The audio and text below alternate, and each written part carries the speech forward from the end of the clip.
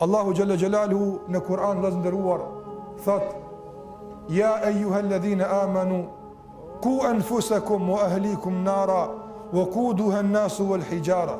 Wallahi ky ajet duhet të troket në zemrën e çdo kujt për neve. Ky ajet duhet të ndikojë në ndërgjegjësimin dhe vetëdijsimin e çdo kujt për neve, nga sa është thirrje nga Zoti i gjithësisë drejtuar çdo kujt për neve. Çka thot Allahu xhallahu ala në këtë ajet? O ju që keni besuar, besoj që të gjithë ju po e ndini veten të thirrur me këtë thirrje, nga sa të gjithë jeni nga ata që keni besuar. O ju që keni besuar, ruani veten e juaj, vetëm veten e juaj, jo, edhe familjet e juaja nga zjarri i xhenemit. Kush për neve ka qef nesër me pa dikën që po vuan, jo për shkak të varfisë dhe ushqimit, por po vuan për shkak të mungesës së punëve të mira.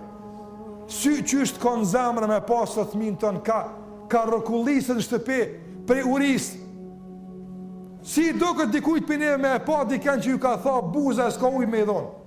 E ka dashamir, e ka dashun, e ka prind, e ka djal, e ka vajzë. Si do këtë puna? Wallahi i don zemra me i dal për veni, don mëlqia dhe mushnit me ju da për gjysë nga sikleti i madh. Dhe s'ka faj se me drejt e ka, kur është e ka hjek i veti. E çfarë të mërmene nesër, kur është e se i joti i afër të jetë, për shkak të mungesës së namazit dhe veprave të mira, dhe tash nuk rrekulliset, Allahu na rujt, nuk rrekulliset në dhomë për shkak të urisë, po rrekulliset Allahu në xhehenem për shkak të mungesës së namazit. E atë çish ka me kon zemra jote? E atë çish ka me kon gjendja jote? Pra të jemi të kujdesshëm në këtë drejtim.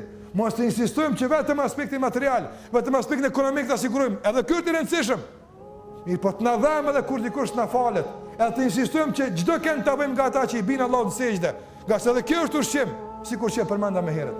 E lutem Allahun e mënduar që kudo në botë, në veçantë në vendin tonë, që ka njerëz musliman, madje çfarë do qofshin ata, që vuajnë nga uria dhe jetja, Allahu xhallahu ala ti furnizon me begatit nga ai.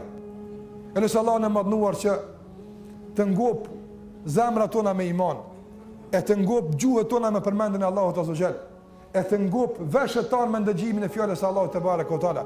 E Allahu na lutet të ushqej gjymtyrët tona duke u nështruar atij, duke përulur atij, nga se ky është ushqim që na duhet në këtë botë edhe në botën tjetër. Prandaj porosia e fundit dhe me të po i do fund xhamat i nderuar. Le të na shqetësojnë shifrat e larta të varfrisë.